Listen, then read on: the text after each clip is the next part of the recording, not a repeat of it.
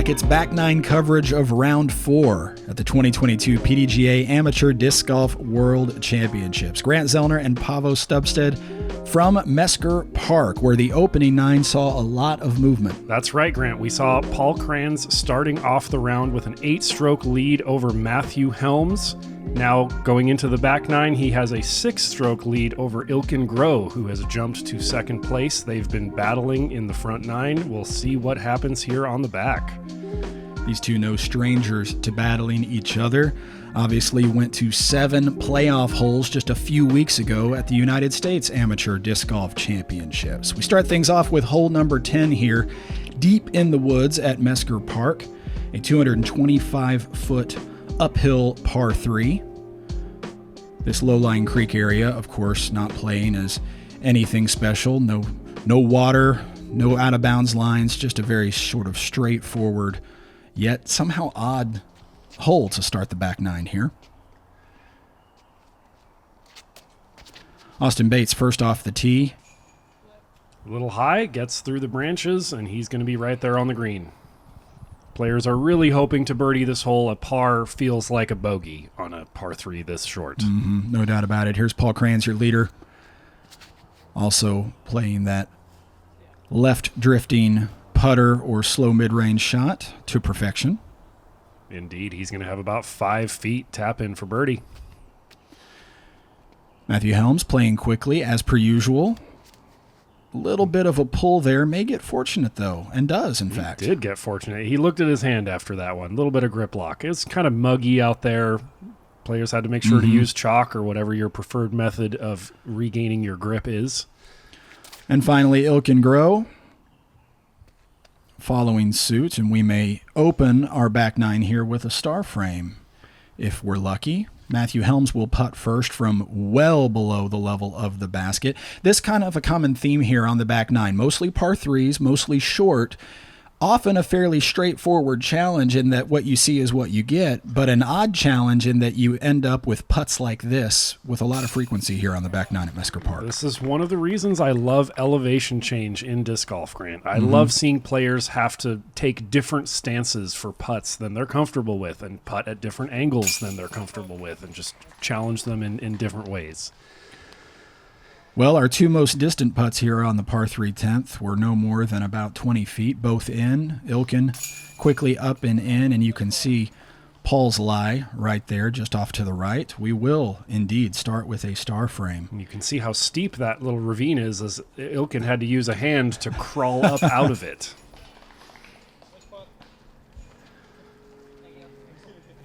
Our players will mosey their way even further up the hill. We get a bird's eye view here of Mathew's birdie putt. Difficult to get enough elevation even from just 20 feet away. Mathew has very little issue with that challenge. Moving on to the 11th.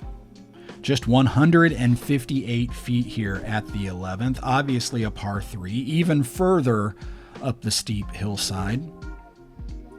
Another short par 3, another ace opportunity, and this one even has a backstop with that fence there that protects tee pads 11 and 18. I'm sorry, 12 and 18.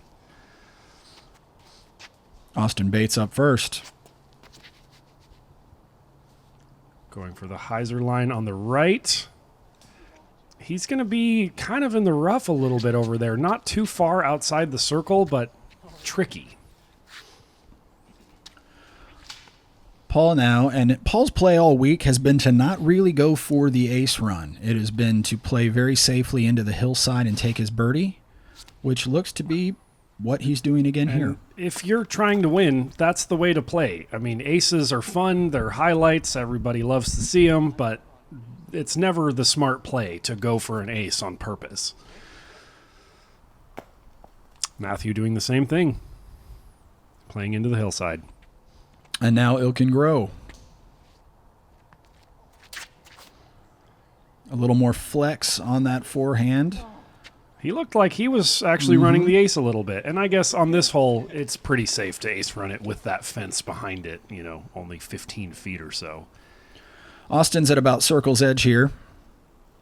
Really tricky stance. He had to do a very wide straddle to even have a shot at all.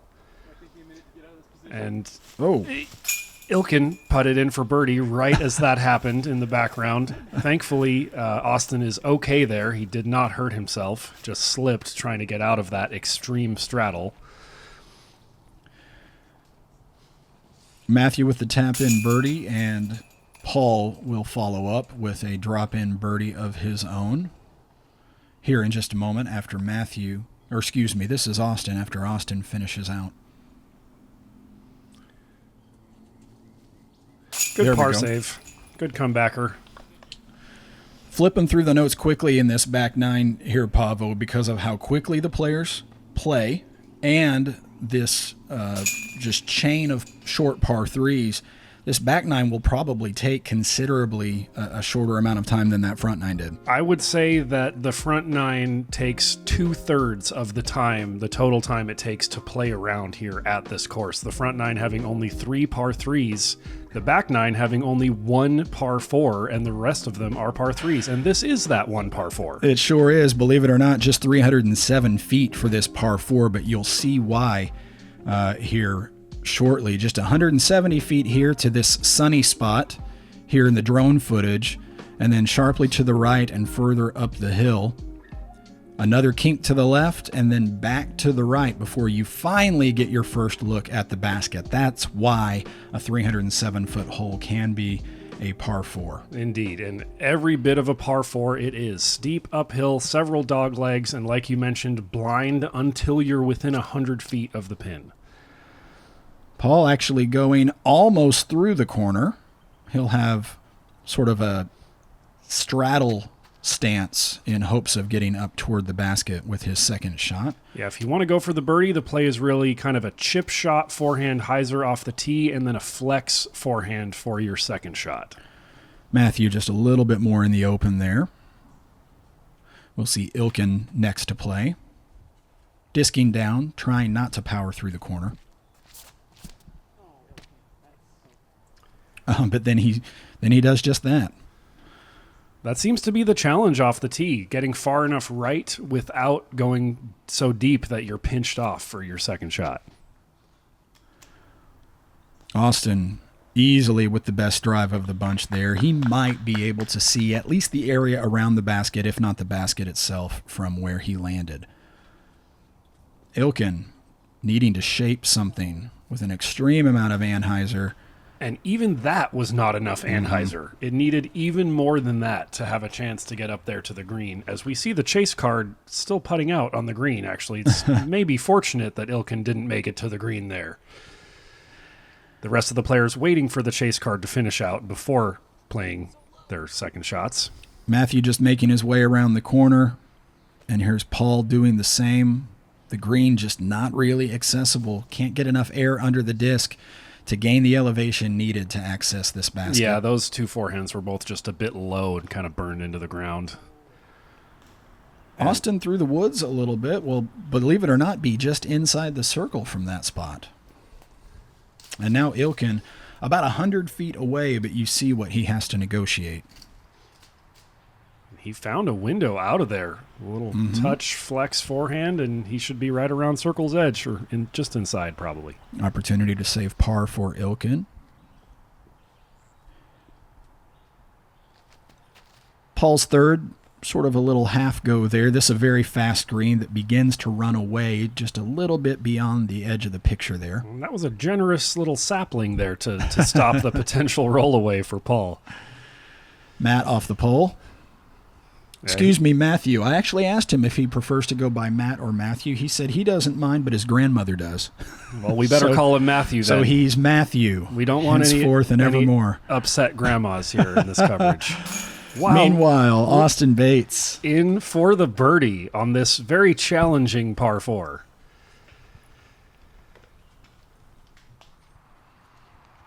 Everybody else hoping to save their par here. Ilkin with the most work to do, but does manage to save that par here on the lone par four of the back nine at Mesker Park.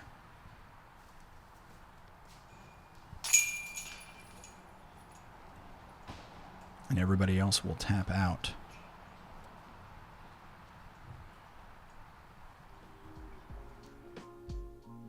Definitely need to get a look at the only birdie of the card here. Great putt, low, center, just how you want it. Almost no chance for a spit out when you hit that spot on the basket. Hole number 13 is just 162 feet long, a par 3, up and over this little ridge, and then downhill fairly steeply, more so than the picture would like you to understand, to a basket perched right on the edge of yet a steeper downhill. This a very, very difficult hole to play because you need to hold the ground before the basket, otherwise you'll go significantly long. Yeah, it's actually pretty tricky for being only 162 feet. A lot of things come into play. You know, it's blind off the tee, then slope downhill, and then, like you mentioned, the extreme slope behind the basket, and that huge tree just to the left of it that can block a lot of putts if you end up deep left or even pin high left. Sure can. Austen pulled that forehand off to the left. Now here is Paul. Already asking the disc to sit. And it does, just before the hill gets steeper. Here's Mathew Helms. Little touch forehand down the hill. Perhaps a little too straight. Oh, hit a tree there. That's a scary putt, though. We'll see if he elects to run that or lay it up, given the slope behind the basket from that angle. Ilkin Groh here. Another touch forehand. That's going to be a scary putt as well. Might actually get to use that thick tree as a backstop from that angle. Now Austen still 120 feet out. Just trying to drift a forehand up close and gets the unfortunate roll away, but not too terribly far. He'll have about 24 feet back up the hill as Mathew quickly plays and quickly decides the layup is the smart move. Yeah, that is a smart play. I mean, if you miss there, you could be looking at a 40-footer coming back up the hill. Ilkin Groh from 28. Air balls. Has the tree you mentioned as a backstop, but then this happens. That's unfortunate. A little bit of bad luck there, leaving a comebacker of even further distance than his initial putt. This one up the hill. A little bit of a low ceiling with those branches as well. That's a frustrating moment for Ilkin. And he knows he's been about 6 strokes back now, ever since chipping away 3 off of what had been a 9-stroke lead Paul had on him. He's been sort of stalled out at that 6 strokes behind mark for several holes now. I mean, that's really frustrating when you're putting together such a solid round and then you get your first bogey of the round on a 162-foot hole. Yeah. I feel your pain, Ilkin.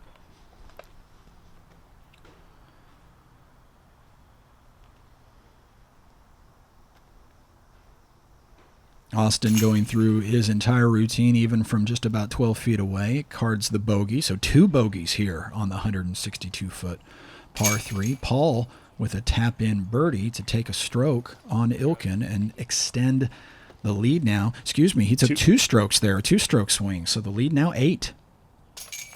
Right back where he started, just over a different player. That's right. A quick look here at Paul off the tee here on the 13th. Excellent with the touch game.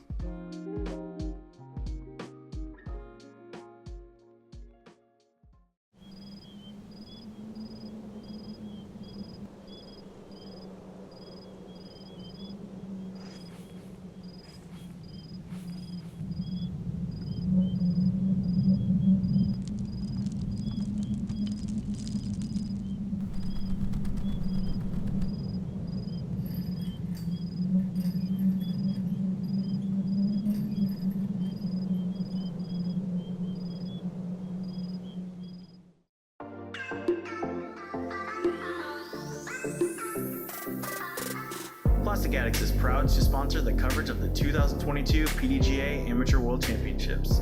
Use code 22AMWorlds to get 10% off store-wide from now until the end of July. Orders over $70 ship free. Thanks for choosing Plastic Addicts.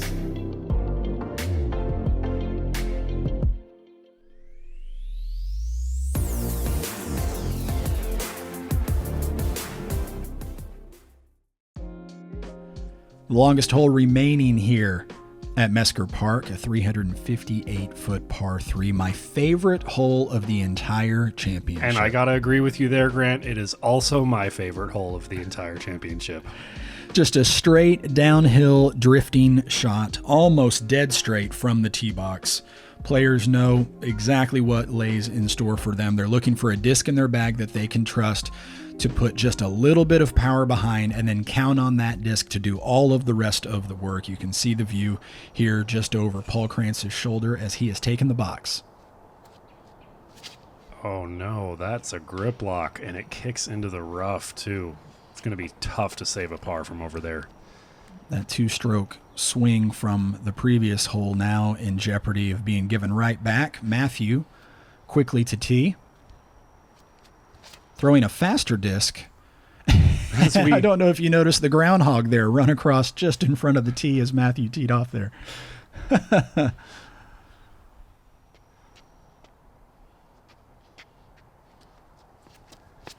Austen going for the forehand. Can it avoid the rough? Well, not entirely, but it got quite a ways down there. A late tree kick, but he'll at least be able to see the basket from where he is. Now Ilkin with a real opportunity. Oh, that's looking good, Grant. Wow, one of the most beautiful shots of the tournament, in my opinion. Me too. And we got to see that perfect shot we were describing during the drone preview right there, executed to perfection by Ilkin. Great drive. Paul hoping to scramble there from still more than 250 feet out. Takes another tree hit and will have a lot of work just to save his bogey. In fact, already playing his third. Pulled that a little to the right. And went a little deep. Man, he's going to have work to do to even save the bogey. This is kind of the roughest hole I think we've seen out of Paul thus far in the entire tournament. Meanwhile, Austen, as mentioned before, can see the basket from where he is. Can't quite get enough turn on the putter. Difficult to get putters to turn very much when you're not putting a whole lot of power behind them. So now Mathew managed to get close to pin high. Not able to get that putt high enough, though. And here we see the window Paul is looking at to try to save a bogey. He has to take a knee and get through the branches in this little bush here in front of him, or small tree. What an incredible putt.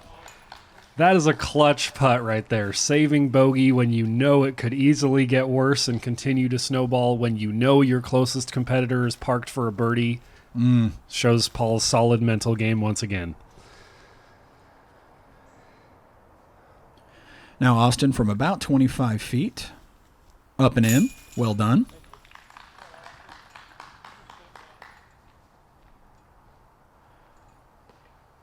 Mathew now tapping in his par, and in just a moment, Ilkin practically dropping in a birdie.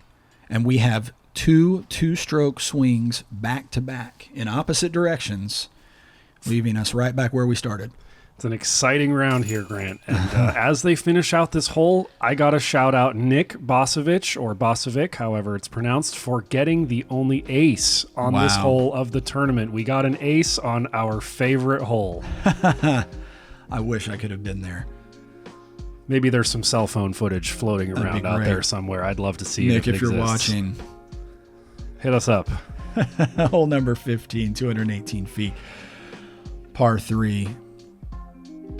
Over a little bit of a valley and then back up the hill. From where the players are, this hole doesn't play all that much uphill because the tee is elevated much the same. As the crow flies, it is a 218-foot hole. The flight line, though, demands something more like 260 to maybe 280 feet of airtime, and you'll see why right here as Ilkin takes the box back from Paul. And it's yet another fast green that is sloped downhill, so easy to go deep. And Ilkin off to the right there, close to the next tee pad, not what he was looking for.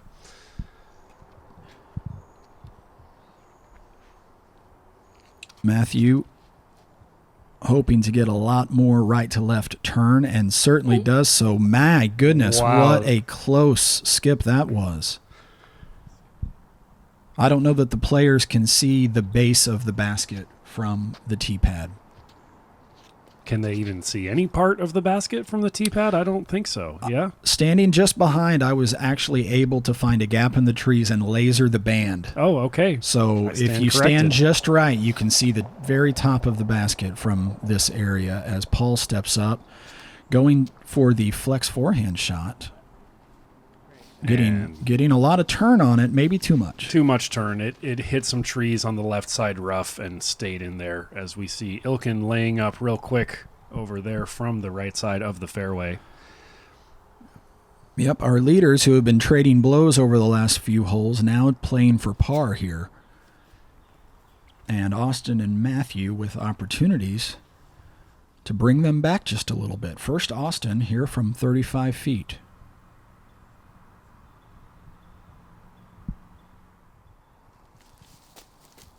Wow, great putt, Austen.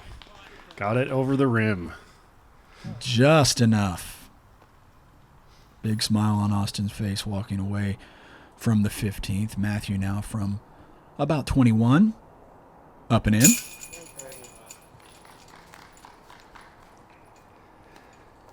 Couple of birdies, couple of pars.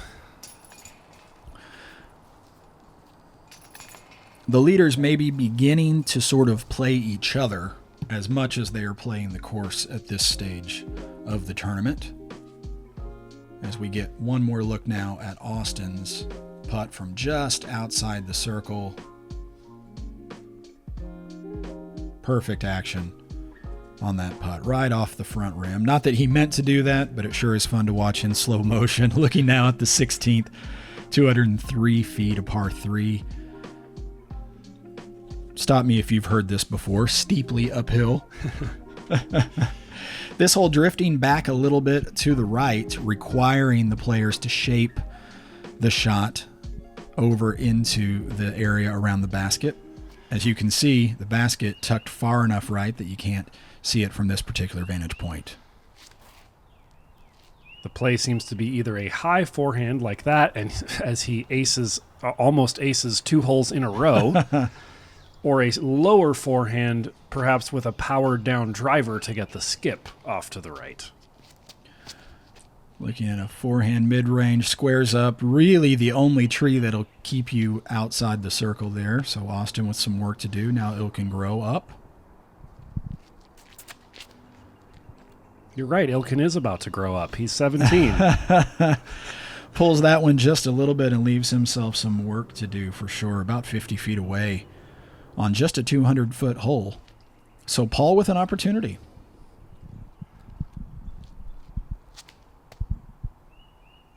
Can it miss the trees? And it does, and he almost aces as well. All right.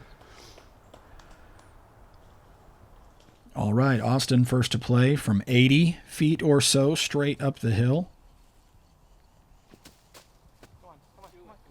Pulls it a little right, which is easy to do when you're kind of maxing out your jump putt power, I've found.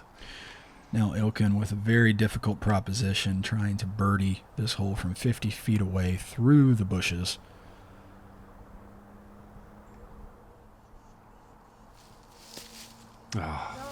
Just off to the right. Able to get a lot on that from the knee. And he's starting to feel frustrated. He had such a solid front 9 and was slowly but consistently closing the gap between himself and Paul, and now struggling a bit on the shorter holes on this course. Good comebacker there, though. Confident he puts that in from about 25 feet to save the par.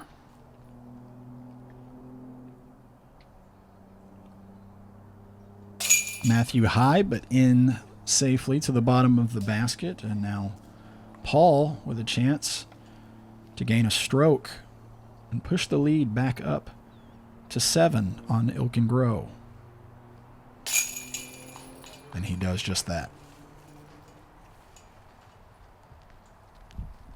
Coming down to the final 2 holes here at Mesker Park, both short par 3s.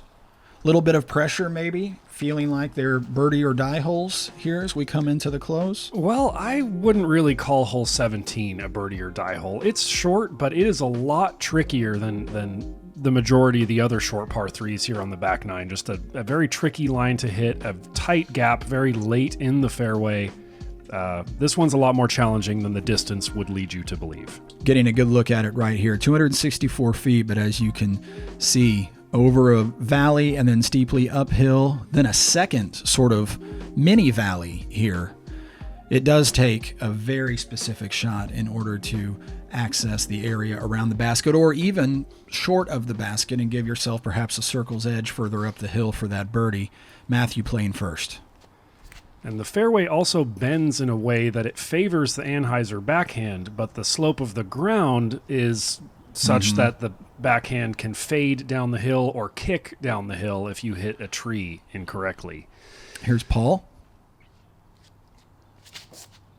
Oh, that's an early release. Oh. And on, as though it was scripted, we see that tree kick down the hillside, well down the hillside, and certainly out of view. We'll have to see what Paul has to work with here in just a moment. Austen up next. Really putting that body English in, trying to get that Anheuser. It still wasn't quite enough Anheuser, but at least he stays on the edge of the fairway. Ilkin Groh, bottom of the box. Not somewhere you often see Ilkin. He'll look to change that right now. And that didn't have enough turn either, but at least it hit the tree solidly and dropped straight and did not kick to the left like Paul did. Paul is, believe it or not, about 110 feet from the basket, and that's a miraculous shot from where he was. Incredible. There's a ton of rough there. I don't think the course designer intended anyone to play from down there. He was actually on the left side of hole number 11's fairway down there. Ilkin with a forehand approach shot there. Edge of the circle, those trees might come into play a bit on his putt, though. Mathew, awkward stance, but at least out in the open, takes advantage of the open pathway up toward the basket. And Austen now.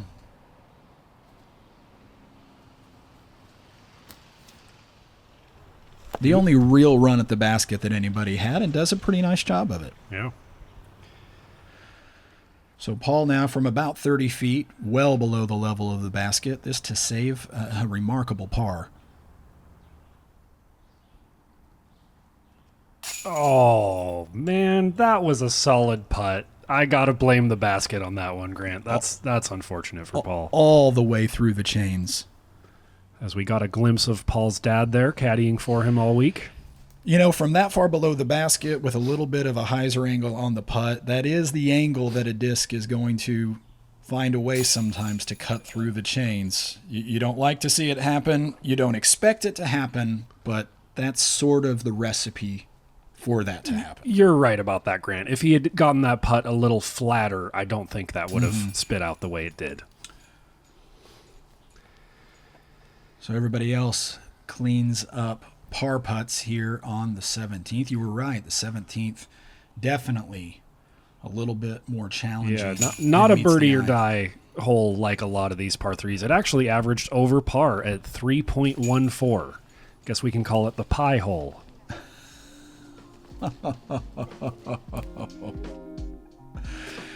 Oh, please. Can we just move on to hole number 18? That sounds like a good plan.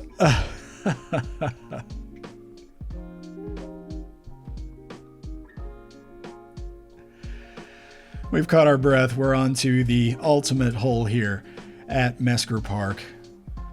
Just 182 feet, playing over a valley. From the level of the tee box to the level of the basket, it is very slightly uphill. A lot of players either choosing to try to ace run this hole or play short of the basket into the hillside and let the hillside deaden the shot. Yeah, this is definitely a birdie or die hole. You feel real bad taking a par on this one. Mathew will lead things off.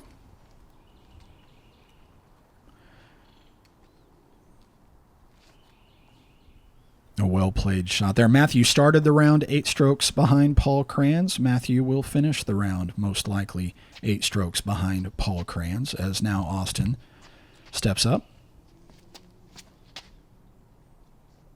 Ooh, that was kind of fortunate to get through those branches there. And he'll be up there for a birdie as well. Ilkin Groh with his final shot here at Mesker Park.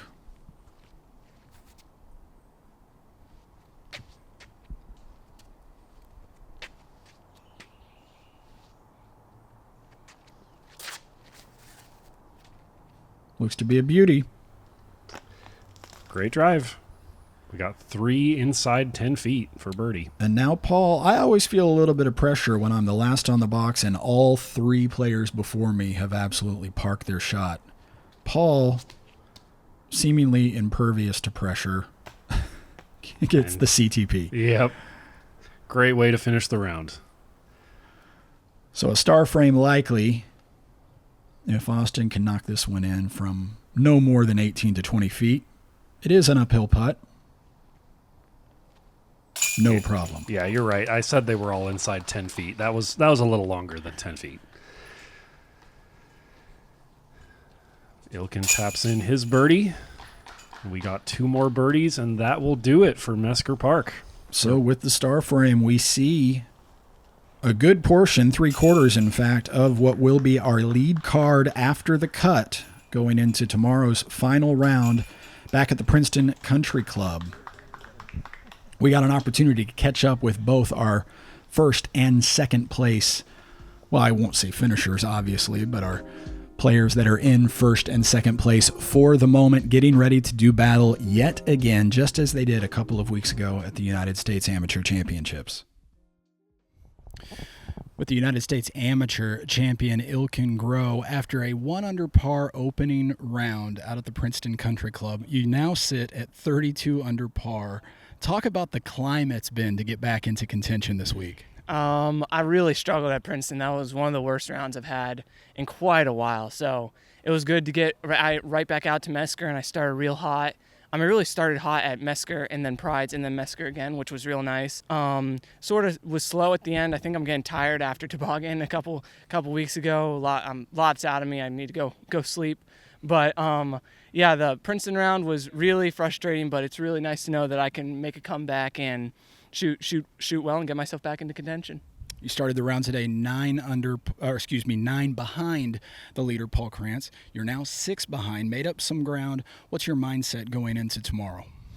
Just keep pushing. I want to win, so I'm gonna take some risks. Try to make some. Try to push Paul. See if he cracks, but I seriously doubt he will. He's really, really good. After that opening round where you shot just 1 under par at Princeton, what changes in order for you to do better tomorrow during the final round? I have to play well. I just hit my lines and stuff. Everything felt like a shank at Princeton. I wasn't putting well. I didn't make any outside circle putts, or I made one, but it was right on the edge. And I don't know. Just if I have my game tomorrow, which I've had it for 3 straight days now, I think I can definitely improve on the 1 under I shot on Tuesday. Ilkin Groh 6 back going into the final round of the World Championships. With Paul Krans now the leader going into the final round of the Amateur World Championships. Your lead was as high as 8. It's still 6 going into the final round. This week for you has been all about steady play, all about taking what the course gives you, and very, very few bogeys. Do you feel confident going back to the country club to try to defend this lead? Yeah, I feel pretty confident. I mean, today was a little rough for me. I had 3 bogeys, but I really enjoy Princeton. It's an open course, and if it's not windy, then the OB shouldn't really be in play, but I feel pretty good.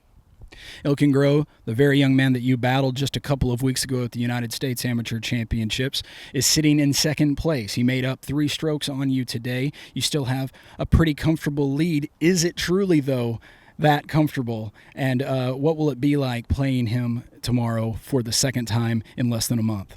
It should be comfortable, but Ilkin is so good. I mean, he finds a way to gain a stroke on almost every hole, it feels like. But, I mean, 6 strokes is a lot. Anything can happen.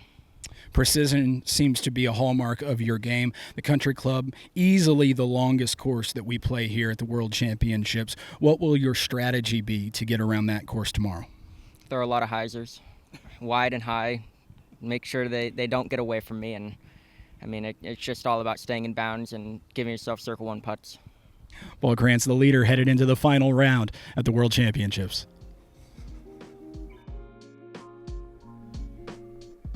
And you get a look at the leaderboard there where Zachary Tassone played his way onto the lead card with the hot round at Mesker Park, a 13 under par effort. That's right. I think we didn't even see him on the top 10 into this round. So he jumped a lot of spots there. I look forward to meeting Zachary a little bit later on. Make sure you are liking and subscribing and following the PDGA here on YouTube so you don't miss a minute of the action. It's the final round coverage coming your way of the 2022 PDGA Amateur Disc Golf World Championships.